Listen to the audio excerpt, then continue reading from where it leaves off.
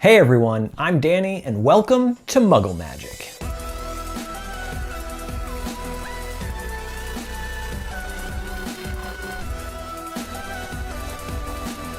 One of my favorite things about the movie The Crimes of Grindelwald was definitely the Circus Arcanus. I just loved the design of this and how everything looked and felt, and it was just, in my opinion, visually one of the coolest things in the movie. So of course, as soon as I saw this, I wanted to do a DIY that had to do with the Circus Arcanus. So I've taken all the artwork that I could find and recreated it and created a pamphlet that you can kind of flip through that has information about the Circus Arcanus.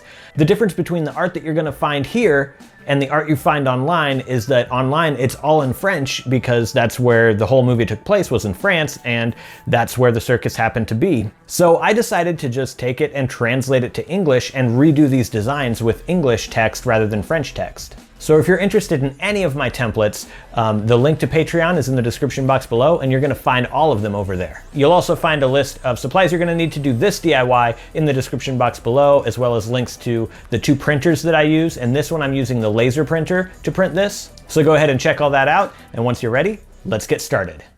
To start off, of course, you want to download and print the templates that I've prepared for you guys. And this should be 2 pages, double-sided, and these are printed on regular paper, which is legal size paper also. So it's 8.5 by 14 inches. The reason I decided on this size is because it's going to be bigger and look a little bit better than if you tried to do it smaller on a 8.5 by 11. Sometimes I do 11 by 17 templates. However, I do realize that not a lot of people actually can print that size at home, whereas a lot of people can print legal size at home. So I'm gonna try and do more things with legal size paper just so that it's more accessible to everybody. Anyways, once you have these templates printed out, we're going to line them up and staple them in the middle. So we're gonna put 2 staples right here in the middle. Now, you could do that by hand, but it takes a lot longer than if you just use a long reach stapler. And this thing is awesome. I use it with pretty much anything that I want to staple now because it can pretty much, staple a very large size. I think it looks like it goes up to 12 inches across this way. So this is 14 inches wide. So I'm going to put my little marker here, which is at 7 inches, because I want to staple it right in the center, and then line it up and staple it. And then I'm just going to move up a little bit right here and put another staple right here.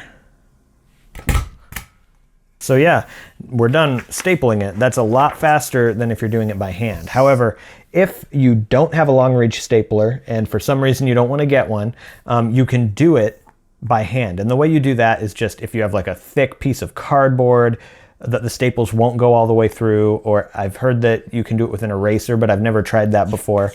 But you put the cardboard underneath this, open your stapler up, measure across to the center, and put the 2 staples in right in the center of this. And then, since you had that cardboard underneath, when you flip it over, these parts of the staple are going to be open, so you just need to bend those closed and then you're done.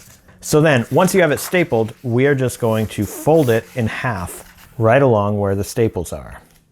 And now, the only thing we have left to do is trim off the white border from around these edges. So I'm just going to use a ruler and X-Acto knife to trim this off. You could use whatever you want, really. If you have a paper cutter, you could use that.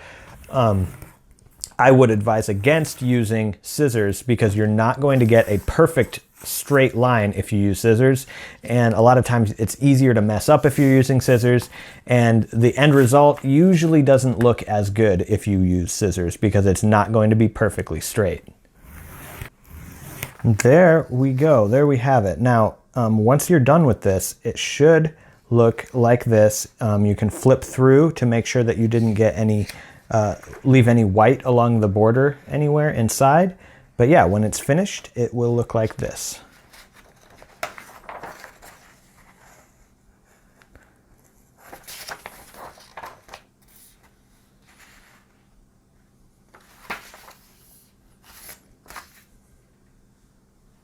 I really hope you liked this video and the designs that I created for this. If you did, let me know in the comment section below. If you didn't, let me know why in the comment section below. As always, I will be giving away the project that I made in this video today, so if you're interested in entering that giveaway, I'll be drawing the winner in a month from posting this video. The link to the giveaways in the description box below as well. Speaking of giveaways, I have a winner to announce for my Harry Potter Printables Volume 7. And the winner is Christina Tomaszewski. Congratulations, and I've sent you an email with instructions on how you can claim your prize.